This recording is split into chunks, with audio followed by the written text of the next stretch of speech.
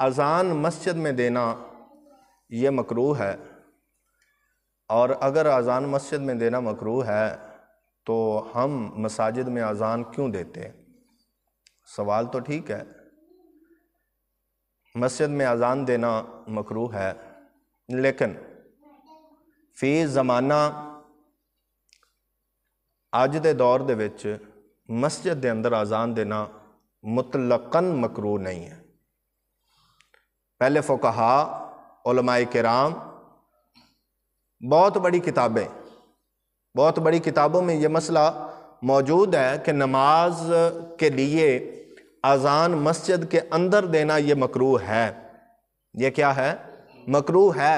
اور نبی پاک صلی اللہ علیہ وآلہ وسلم کی صحیح احادیث مبارکہ سے یہ ثابت ہے کہ حضرت بلال رضی اللہ تعالی عنہ آپ مسجد سے باہر کسی چبوترے پر کھڑے ہو کے، مینارے پر کھڑے ہو کے مسجد سے باہر، مسجد نبوی سے باہر جو ہے وہ اذان دیا کرتے تھے، اور اللہ کے حبیب صلی اللہ علیہ وآلہ وسلم جب ان کو اذان کا حکم فرماتے تو حضرت بلال مسجد سے باہر ہو جاتے تھے، مسجد سے باہر ہو کر جو ہے وہ اذان دیا کرتے تھے، مسجد سے باہر ہو کر اذان پڑھا کرتے تھے۔ لیکن یہ مساجد سے باہر اذان پڑھنا، مسجد تو باہر اذان پڑھنا اور مسجد اندر اذان دا مکروہ ہونا اس وقت سی کہ جدوں لوگاں تک آواز نہیں پہنچ دی سی۔ سادی جی گل ہے، سمپل جی گل ہے کہ اگر جدوں اپنی لائٹ نہ ہوئے، مسجد دی لائٹ نہ ہوئے، اذان نہ ہوئے، تے نمازی صرف 4 تو 5 آندے نے، 4-5 نمازی جماعت دے ٹائم تے پہنچ دینے۔ کیوں؟ انہاں نوں پتہ نہیں چلدا کہ مسجد دے وچ اذان ہوئی ہے یا نہیں ہوئی۔ بغیر لاؤڈ سپیکر تو اذان اگر مسجد دے اندر پڑھی جائے گی تو اج بھی مکروہ ہے۔ بغیر سپیکر تو اذان اگر مسجد دے اندر پڑھی جائے گی تو وہ کی ہے؟ اج بھی مکروہ ہے۔ اذان نو کیوں اس طرح رکھا گیا؟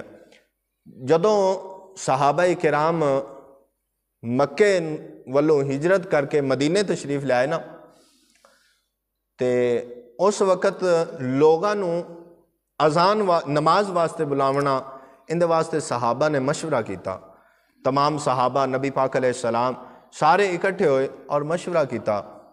اب نماز کے لیے جب کلمات مقرر ہو گئے کہ نماز کے لیے اس طرح سے لوگوں کو بلایا جائے گا، تو اب معاملہ یہ تھا کہ لوگوں تک آواز بھی پہنچائی جائے۔ لوگوں تک کیا کیا جائے؟ آواز بھی پہنچائی جائے۔